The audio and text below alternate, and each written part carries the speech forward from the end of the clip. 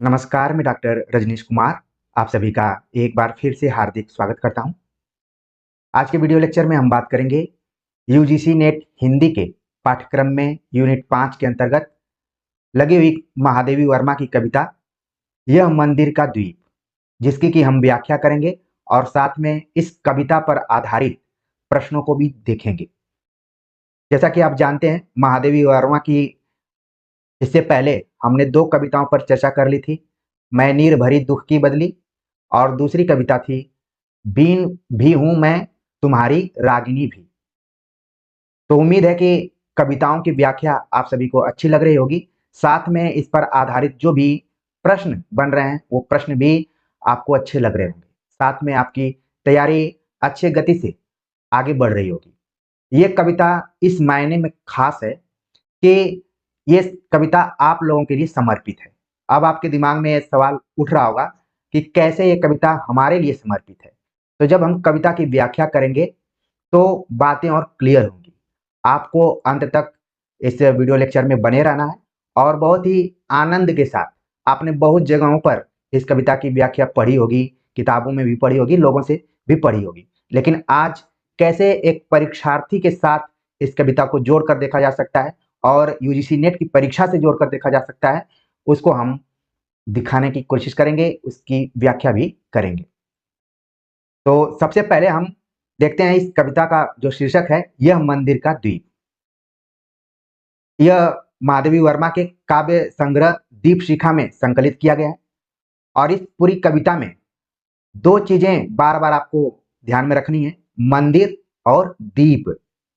दीप को इस मंदिर में साधक के प्रतीक के तौर पर महादेवी वर्मा ने प्रस्तुत किया है और एक कविता छोटे-छोटे 4 चरणों में यानी 4 पदों में लिखी गई है। और इसके पहले भी आपने दोनों जो कविताओं को देखा था, वो भी कविताएँ छोटी ही थीं और छोटे-छोटे चरणों में बटी हुई थी। अब ये कविता जब हम पढ़ेंगे, तो आप देखेंगे मंदिर शब्द का यहाँ पर प्रयोग किया गया है और जितने भी विद्यार्थी यहाँ पर जुड़े हैं, उसमें अधिकतर का संबंध मंदिर से ज़रूर हुआ होगा। वो किसी न किसी अपने आध्यात्मिक देव या इष्ट देव के मंदिर में गए होंगे। खास तौर से अगर आप वाराणसी से जुड़े हुए हैं, तो विश्वनाथ मंदिर, संकट मोचन मंदिर और बीएचयू में जो नया विश्वनाथ मंदिर है, उसमें कभी न कभी आप ज़रूर गए होंगे। साथ में काल भैरव को क्यों छोड़ा जाए, क्योंकि अगर वो खुश रहेंगे तो सारी चीज़ें अच्छी चलेंगी आगे। तो कहने का मतलब है कि आपके दिमाग में मंदिर का एक चित्र या फिर बिंब उपस्थित हो गया होगा कि जब आप मंदिर में जाते हैं तो क्या-क्या वहाँ का वातावरण होता है, कैसा वहाँ का माहौल होता है और जो भी भक्त हैं उनको आप किस तरीके से देखते हैं। मैं भी समय-समय पर मंदिर इत्यादि में जाता रहता हूँ। जहाँ मैं मंदिर को एक आस्था के रूप में देखता हूँ, वहीं स्त्री दृष्टिकोण से मैं मंदिर को स्वतंत्रता का भी स्थल मानता हूँ। क्योंकि मैं वहाँ पर जब जाता हूँ तो देखता हूँ कि गाँव से वो सारी महिलाएँ निकल कर आती हैं, जो कि कुछ चीज़ों के लिए बाहर जाना उनके लिए मना रहता है या फिर कभी-कभार ही निकलती हैं। लेकिन मंदिर के नाम पर उनको बाहर जाने का मौका भी मिलता है, तो वो पूजा दर्शन भी करती हैं और साथ में खाने-पीने के लिए जो भी उनके मन में इच्छा रहती है उसको खाती-पीती हैं, एन्जॉय भी करती हैं, सेल्फी भी लेती हैं और साथ में वहाँ पर अगर मेला इत्यादि लगा है, तो उसका भी पूरा लुत्फ़ उठाती हैं। अ, कई जगहों पर झूला इत्यादि भी लगा रहता है। तो ये क्योंकि ये मैं दृश्य देखता हूँ और न सिर्फ मैं देखता हूँ बल्कि आप लोग भी इन दृश्यों को देखे होंगे। तो मंदिर एक व्यापक अर्थ में यहाँ पर प्रयुक्त किया गया है और दूसरा शब्द यहाँ पर है दीप। इन दोनों का ज़िक्र कोई कवि ही कर सकता है, कोई कवयित्री ही कर सकती है। सामान्य व्यक्ति मंदिर को आस्था की जगह मान सकता है, दीपक को जलाता तो है लेकिन उसके महत्व को वो अपने सीमित अर्थों तक ही देखता है। लेकिन एक कवयित्री ने, महादेवी वर्मा ने किस तरीके से इन दोनों को देखा है, उस पूरी कविता में उसकी चर्चा की गई है।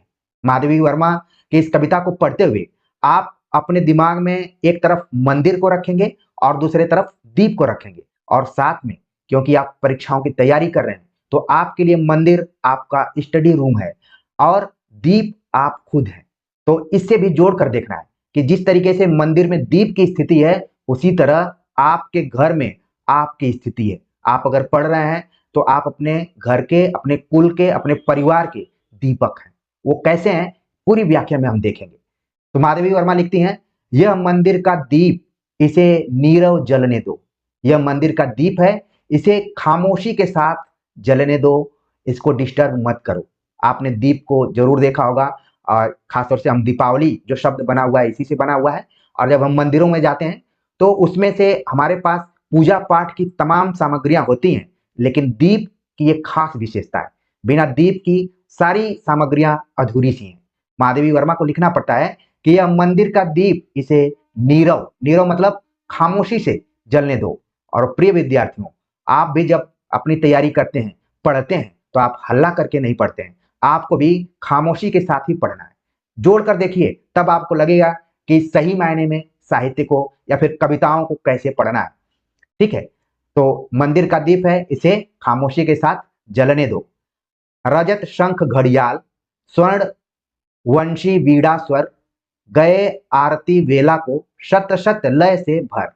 अब मंदिर के पूरे वातावरण को महादेवी वर्मा ने प्रस्तुत किया है कि क्या है। रजत शंख घड़ियाल मतलब कि चांदी के रंग के शंख हैं और घड़ियाल है, सोने के रंग की वंशी है और बीड़ा, इन सभी के स्वर सुनाई पड़ते हैं। कहीं शंख बज रही है, कहीं बंशी बज रही है, कहीं बीड़ा बज रही है, जिसमें जिसको आनंद आ रहा है। और फिर आरती की वेला, मंदिरों में आरतियां भी की जाती हैं, और ये माना जाता है कि अगर आप मंदिर में आरती के समय उपस्थित हो गए तो आपका मंदिर जाना सफल हो गया। तो आरती के बेला में शत शत लय से भर, यानी कि शंख, घड़ियाल, वंशी, बीड़ा आरती के समय में शत शत संगीतों से, सैकड़ों संगीतों से उसको गुंजायमान कर रही हैं, उसको एकदम से संगीत से भर रही हैं। और जब था कल कंठों का मेला, बिहसे उपल तिमिर था खेला। दूसरा, यहाँ पर दूसरी स्थिति आप देख रहे हैं। पहली स्थिति यह है कि मंदिर में दीपक जल रहा है और पूरा माहौल एकदम संगीतमय है। दूसरी स्थिति यहाँ पर पैदा हो रही है कि संगीतमय के साथ साथ लोग भजन भाव में लगे हुए हैं, अपना भजन भाव कर रहे हैं, जो भी उनके इष्ट देव हैं उनके नामों को ले रहे हैं। अक्सर आपको याद आता होगा, मैं संकट मोचन इत्यादि जाता हूँ तो क्योंकि भक्त खामोशी के साथ पूजा भी करते हैं, लेकिन समय समय पर कोई हर हर महादेव, जय श्री राम इस तरीके से नारा भी लगाता है, तो साथ में सारे लोग उसमें बोलना शुरू कर देते हैं। और हनुमान चालीसा तो आप लोगों ने पढ़ा ही होगा। तो कहने का मतलब है कि लोग न सिर्फ शंख, घड़ियाल, वंशी, वीणा इत्यादि से उस आरती में अपने को सम्मिलित कर रहे हैं, बल्कि अपने कंठों का प्रयोग करते हुए, अपने सस्वर वाचन का प्रयोग करते हुए वहां पर उपस्थित हैं। और यहाँ पर उपस्थित होने के बाद क्या है कि ऐसे लग रहा है कि बिहसे उपल तिमिर था खेला, और ऐसे लग रहा है कि उस अंधेरे वातावरण में सारी जितनी भी मूर्तियां हैं, पत्थरों की मूर्तियां हैं, वो सब भी प्रसन्नचित हो रही हैं, खुश हो रही हैं।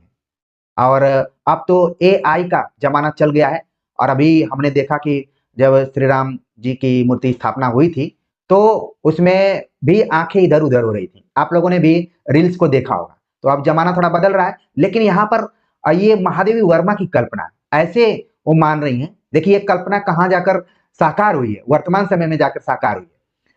उनका मानना है कि लोगों के इतने भक्ति भाव वातावरण के कारण मन जो मूर्तियां हैं उनमें भी एक तरीके से जान सी आ गई है। लेकिन अब ये वातावरण खत्म हो जाता है। अब मंदिर में इष्ट अकेला, इसे अजीर का शून्य गलाने को गलने दो। अब क्या है कि सभी लोग पूजा पाठ करके अपने अपने घर जा चुके हैं। अब मंदिर में अकेला कौन बचा है? जिस इष्ट देव की पूजा करने के लिए आए हुए थे वो इष्ट देव क्या है? बचा हुआ है। अब दीप ही उसके साथ है, और कहा गया कि ये जो दीप है इसे अजीर का, अजीर यहाँ पर जो शब्द प्रयोग किया गया है ये आंगन के अर्थ में, यानी कि जो मंदिर का एक आंगन बना हुआ है, दीप जल रहा है। महादेवी वर्मा लिखती हैं कि सभी लोग पूजा पाठ करके अब अपने अपने गंतव्य स्थलों पर चले गए हैं। मतलब कि धीरे धीरे रात होने वाली है, पूजा का समय खत्म हो गया है, और इष्ट देव अकेले वहां पर मौजूद हैं, और सिर्फ अगर कोई जल रहा है तो खामोशी से ये दीप जल रहा है। इस आंगन को अगर इसको प्रकाशित करना है तो इस शून्य में, शून्य मतलब जो अंधेरे को अगर हटाना है, उसको गलाना है, तो फिर इस दीप को जलने दो। इस अंधेरे को गलाने के लिए इस दीपक को भी गलने दो या फिर जलने दो। तो यहाँ पर देखिए, ये तो हम इसकी व्याख्या कर दिए, लेकिन आप इस व्याख्या को अपने से कैसे जोड़ेंगे? आप भी जब तैयारी करने जाते हैं तो आप अपने पास जिस तरीके से पूजा की सामग्रियों को मंदिरों के लिए रखा जाता है, उसी तरीके से आप तमाम अपने नोट्स, बुक्स, किताबें, मेरे जैसे यूट्यूब चैनल्स को आप देखते हैं। और जब भी वातावरण शांत होता है, घर परिवार के लोग खा पी कर खर्राटा लेने की स्थिति में पहुंच जाते हैं, तो भी आप उस दीपक की तरह, उस दीप की तरह धीरे धीरे रात भर खामोशी के साथ पढ़ते हैं, क्योंकि आपका कोई ना कोई टारगेट होता है। वो आप अपने टारगेट को जब कंप्लीट करते हैं तो जो आपका आंगन है वो खुशियों से भर जाता है। तो इसको अपने से भी आपको जोड़ना है, और बाकी व्याख्या तो मुझे लग रहा है कि आप लोगों को बिल्कुल समझ में आ रही होगी। अब बात करते हैं दूसरी पदबंध के ऊपर। अब यहाँ पर बताया गया कि लोग पूजा पाठ करके आ गए और जा जा भी चुके हैं, और साथ में अब केवल मंदिर है और दीप है। लेकिन पहले की स्थिति के बारे में महादेवी वर्मा बता रही हैं कि लोगों के पूजा पाठ करने के बाद उन्होंने क्या छोड़ा है। चरणों से चिन्हित अलिंद की भूमि सुनहली, प्रणत शिरों के अंक लिए चंदन की दहली। यानी जो भी लोग भक्तगण पूजा करने के लिए मंदिर में आए हुए थे, तो उनके पद चिन्ह दिखाई पड़ रहे हैं, उनके पैरों के चिन्ह दिखाई पड़ रहे हैं उस चौखट के पास, जहां पर वो मंदिर का जो चौखट है, ठीक है। और लोगों के द्वारा अपने माथे पर जो भी उन्होंने लगाया है, लेप लगाया है, और लेप लगाने के बाद चंदन का लेप लगाया हुआ है, और उस चौखट पर उन्होंने अपने माथा को टेका है। प्रिय विद्यार्थियों, आपने देखा होगा अपने जीवन में कि मंदिर एक ऐसी जगह है जहां लोग नतमस्तक होते हैं, वहां झुकते हैं। वैसे तो कहा जाए झुकने के लिए, तो लोग झुकने के लिए कहीं तैयार नहीं होते हैं, लेकिन मंदिर एक ऐसी जगह है जहां पर बड़े से बड़े लोग किसी भी एरिया में हो, वो वहां पर झुकता है। और हमने तो ये भी देखा है कि लोग देखी देखा भी झुकते हैं। मुझे याद है कि मैं एक बार संकट मोचन में गया हुआ था। वैसे बीए के दौरान हम सभी का एक ग्रुप था कि मंगलवार और शनिवार को हम लोग संकट मोचन जरूर जाते थे। सबसे ज्यादा अगर मैं बनारस के किसी मंदिर में गया तो संकट मोचन में गया। तो वहां पर कई बार भक्तगण एक दूसरे को देखते भी हैं। इसी से पता चलता है श्रद्धा भाव किसके अंदर कितना है। मान लीजिए कोई व्यक्ति कहीं लेट रहा है, तो उसको देखकर भी लोग लेटना शुरू कर दिए। कोई बहुत ही कठिन मेहनत करके उसे ईश्वर इष्ट देव के पास पहुंचना चाहता है, तो लोग भी उसी तरीके की कोशिश करते हैं। तो यहाँ पर भी कुछ ऐसा ही वातावरण है कि लोगों के आने के बाद पूरा वहां पर उनके पद चिन्ह दिखाई पड़ रहे हैं, और जो भी उन्होंने पूजा पाठ करने के समय में अपने मस्तक पर चंदन का लेप लगाया है, वो भी चौखट पर, मंदिर के चौखट पर लग गया है। इसके अतिरिक्त क्या स्थिति है? झरे सुमन बिखरे अक्षत सिर। और यही नहीं, बल्कि चारों तरफ फूल झरे हुए दिखाई पड़ रहे हैं, फैले हुए हैं। और अक्षत, अक्षत एक खास चीज है जिसको कि चावल के नाम से भी हम जानते हैं, जो कि पूजा पाठ में प्रयोग किया जाता है, उसको फेंका जाता है। अक्षत के बिना भी पूजा अधूरी ही मानी जाती है। और पुष्प, आप बनारस के मंदिरों में जाएंगे तो आपको दुकानें भी मिल जाएंगी, सारी चीजें वहां पर मिल जाती हैं। तो चारों तरफ देखा जा रहा है कि चौखट के आसपास में फूल बिखरे हुए हैं, अक्षत भी फेंके गए हैं वहां पर। इसके अतिरिक्त क्या है? धूप अर्घ्य, धूप मतलब धूप बत्ती, अर्घ्य दिया गया है, नैवेद्य, और जो भी पूजा पाठ की सामग्री है जो अपरिमित है, क्योंकि हर भक्त ये चाहता है कि हम यहाँ पर अपना बेस्ट कुछ देने की कोशिश करें जिससे कि संतुष्टि हो। पूजा पाठ करने से एक चीज और होती है कि हमें संतुष्टि मिलती है। जब आप पढ़ाई करते उब जाते हैं तो आप बीएचयू कैंपस के विश्वनाथ मंदिर में चले जाते हैं, या फिर जहां भी आप पढ़ रहे होंगे आसपास में मंदिर इत्यादि तो होते ही हैं, और न चाहते हुए भी आप देखते हैं कि वहां पर जरूर मन को शांति मिलती है। इसलिए मेरे मन में भी कभी कभी आता है, तो मैं उस तरीके के बहुत कट्टर भक्तगणों में तो नहीं आता हूँ, लेकिन समय समय पर जाता रहता हूँ। और वही दृश्य देखने के लिए जो महादेवी वर्मा यहाँ पर दृश्य प्रस्तुत कर रही हैं, इन्हीं दृश्यों को देखने के लिए मैं भी जाता हूँ। तो देखिए यहाँ पर सारी चीजों के बारे में महादेवी वर्मा ने बता दिया कि वहां पर किस तरीके का वातावरण बना है पूजा पाठ करने के बाद का। इसके बाद क्या है कि तम में सब होंगे अंतर्निहित। जो भी पूजा पाठ की गई, अब धीरे धीरे अंधेरा छाने लगा है, यानी कि रात की तरफ समय जाने लगा है। तो सभी ये सारी चीजें किसमें अंतर्निहित हो जाएंगी? सब में समाएंगी, वो हो जाएगा रात में। सबकी अर्चित कथा इसी लव में पलने दो। लेकिन दूसरी तरफ वो दीपक जो है वो जल रहा है, और महादेवी वर्मा का कहना है कि जितने भी पूजा पाठ की यहाँ पर सामग्रियां थी, बढ़ते हुए अंधेरे में वो समा जाएंगी, लेकिन सबकी, जिन जिन लोगों ने पूजा पाठ के दौरान पूजा अर्चना की, अपने मन की बातें की, उन सारी चीजों का अगर कोई अब प्रतिनिधि के तौर पर बचा हुआ है तो वह है दीपक। यानी कि उस मंदिर में इष्ट देव से अगर कोई बातचीत कर रहा है तो वो दीपक बातचीत कर रहा है।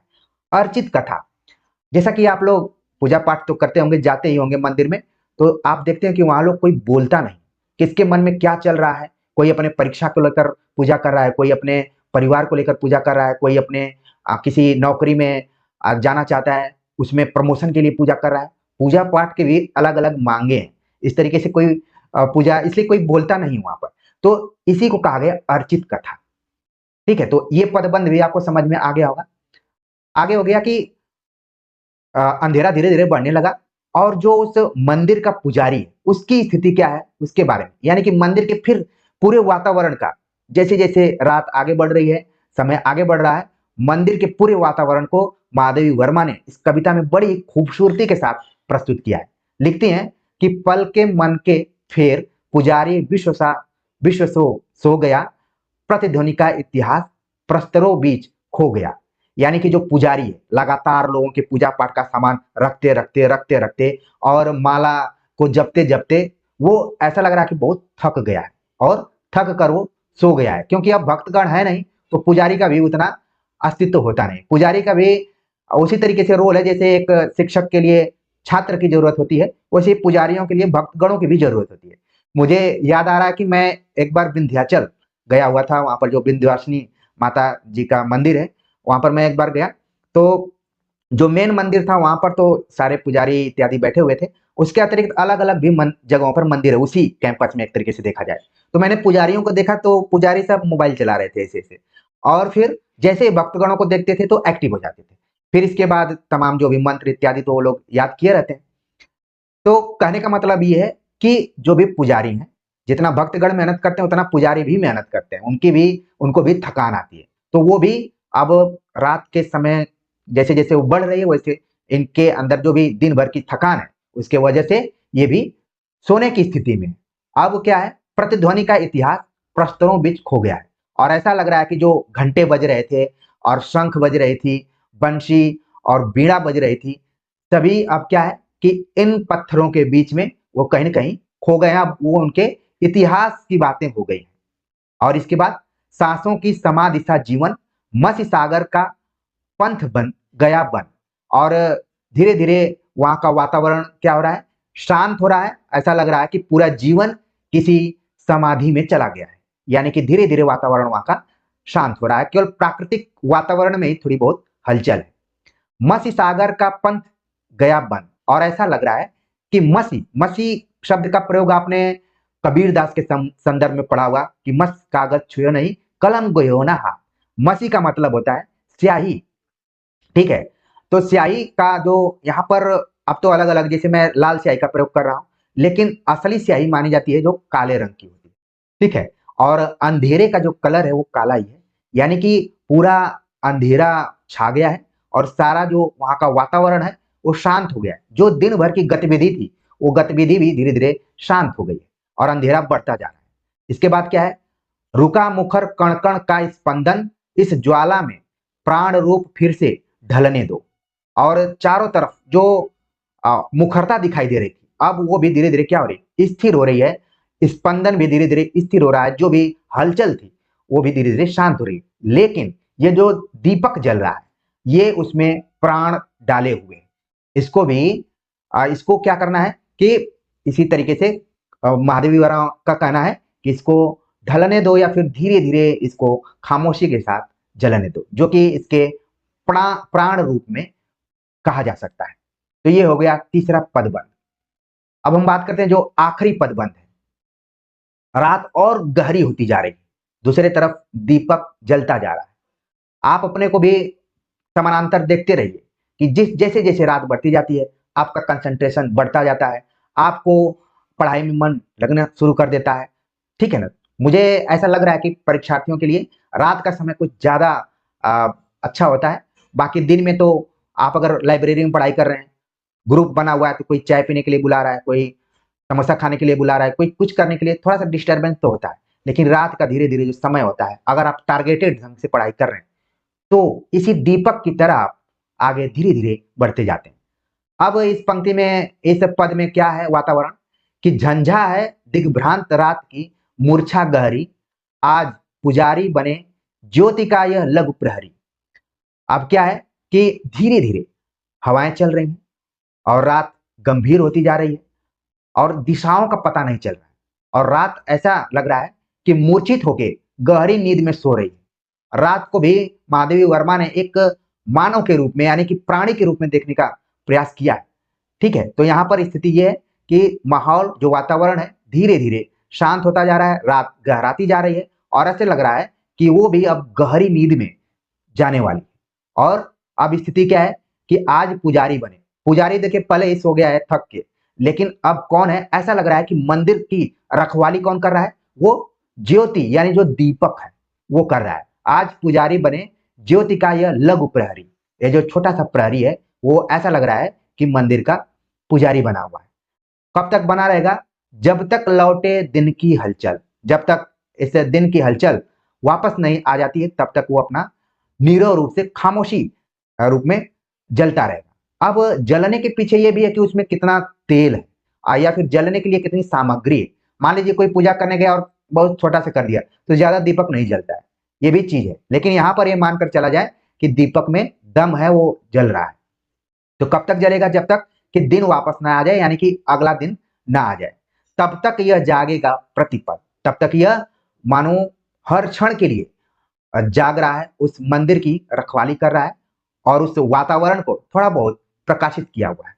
रेखाओं में भर आभा जल, और अपनी, आपने दीपक देखा होगा तो दीपक को कैसे मैं बनाऊं, इस तरीके से इसको बनाया जाता है। तो ऐसे ये धीरे धीरे धीरे धीरे जैसे ऊपर ऊपर जाता है तो एक रेखा टाइप का बनाता है। और याद कीजिए अब तो जमाना बदल गया है, नहीं तो पहले जिसके घर दीपक जलता था, जिसको हम लोग अपने पूर्वांचल इलाके में डिबरी कहा करते थे, अब हम डिबरी कहेंगे या लालटेन कहेंगे तो जो नई पीढ़ी है उसको थोड़ा सा अजीब लगेगा। ठीक है, और डिबरी की खास विशेषता ये होती थी कि जब वो जलती थी तो दीवारों पर भी उतने दूर तक रेखा बन जाती थी। ये बहुत पुराना एक तरीके से मैं तथ्य आपके सामने रख रहा हूं, लेकिन क्योंकि हम साहित्य के हैं तो उन सारी चीजों को जरूर समझते होंगे। तो दीपक क्या है, उसकी जो भी रेखा रूपी आभा है वहां पर जल रही है, वहां पर प्रकाशित कर रही है। और महादेवी वर्मा लिखती हैं कि दूत सांझ का इसे प्रभाती तक जलने दो। ये जो दीपक था ये तो ऐसे लग रहा था कि शाम का दूत था, यानी कि संध्या काल में इसको जलाया गया था और अब ये यहीं पर रुक गया है और इसको प्रभात तक, प्रभात मतलब एक समय का नाम है, यानी कि सुबह आप देखेंगे कि जिसको भोर कहा जा सकता है, इसीलिए कई बार आप सुनते होंगे सुप्रभात, कोई कभी सुदोपहर नहीं कहता है। ठीक है, शुभ संध्या जरूर कई बार बोला जाता है। तो इस दीपक को कहा गया कि सांझ का दूत जरूर था, लेकिन इसे दिन यानी कि सुबह होते तक जलने दो या फिर चलने दो। यहां पर आप देख रहे हैं कि शब्द का प्रयोग किया गया है दिग्भ्रांत। आप सभी अगर इसमें बताएं कि कौन सी संधि है तो मुझे बहुत खुशी होगी, दिग्भ्रांत में कौन सी संधि है। बाकी देखिए ये कविता की व्याख्या आपको समझ में आ गई होगी कि किस तरीके से महादेवी वर्मा ने मंदिर और दीप को देखने का प्रयास किया है, इन दोनों के महत्वों को भी बताया है और उस जगह के वातावरण परिवेश की बहुत ही सूक्ष्मता से चित्रण करने की कोशिश की गई है और पूरा बिंब आपके सामने उपस्थित करने का प्रयास किया गया है। और मैं भी अपनी वाणी के माध्यम से आपके सामने मंदिर का पूरा परिवेश दिखाने की कोशिश की है।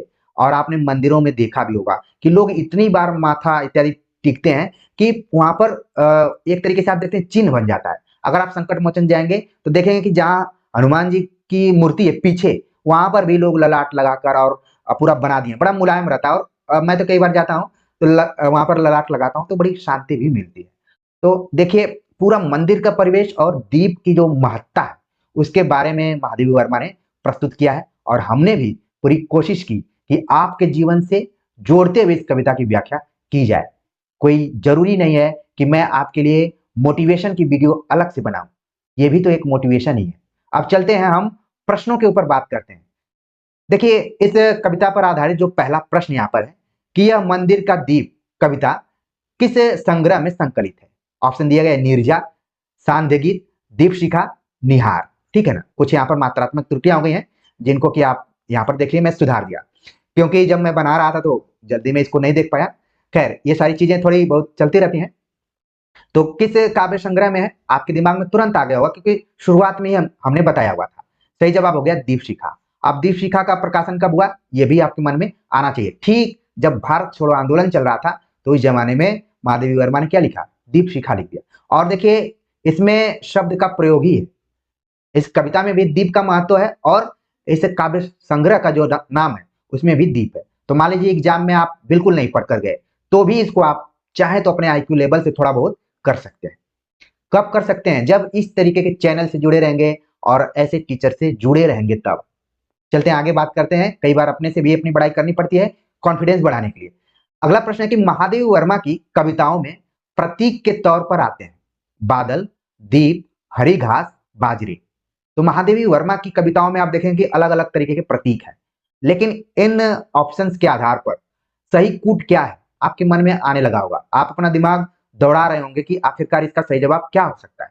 बिल्कुल इसका सही जवाब आपके दिमाग में आ रहा है कि एक तो बादल होता है, दूसरा दीप होता है। इसको देखिए मैंने ABCD में कर दिया है, ठीक है। पहले मैं इसको किसी और चीज में टाइप किया हुआ था, यहाँ पर ये बदल गया है करने में, जिसका सही जवाब हो गया A और B, ठीक है। अब आप कमेंट्स करके बताइए कि जो नीचे के दो हैं, हरी घास और बाजरे, ये प्रतीक के तौर पर किस कवि के पास आए हुए हैं या फिर किस कवि के कविता में प्रयुक्त हुए हैं। तो देखिए महादेवी वर्मा के साथ साथ आप अन्य कवियों को भी पढ़ पा रहे हैं, ठीक है ना, क्योंकि आधुनिक काल में आप देखेंगे ज्यादातर कवियों ने प्रतीकों और बिंबों का खूब प्रयोग किया हुआ है। पहले भी होता था, लेकिन वो थोड़ा उसका जो भी प्रतीक होता था वो रहस्यवादी आवरण को ओढ़े होता था। तो देखिए इसका जो सही जवाब आप यहाँ पर देख लिए होंगे, A और B। अगला प्रश्न है कि दीप शिखा का प्रकाशन वर्ष है। तो इस पूरे ऑप्शन को पढ़ने की जरूरत ही नहीं है, आपके दिमाग में आ गया कि 1942। बाकी आप चीजों को देख लीजिए, 1930, 1936, 1940 और 1942 ऑप्शन दिया गया था। अगला प्रश्न है कि यह मंदिर का दीप में दीप किसका प्रतीक है। और व्याख्या में मैंने शुरुआत में ही बता दिया कि दीप किसके प्रतीक के तौर पर आया हुआ है। ऑप्शन दिया गया है साधक, साधना, प्रकाश, चमक। इसके ऑप्शन बड़ा क्लोज है, लेकिन इस क्लोज में भी आपको बताना है। सामान्य रूप से कई विद्यार्थियों के मन में आ रहा होगा कि चमक और प्रकाश के लिए, लेकिन महादेवी वर्मा ने यूं ही इसका प्रयोग नहीं किया है, बल्कि यहाँ पर साधक के रूप में प्रयोग किया गया है।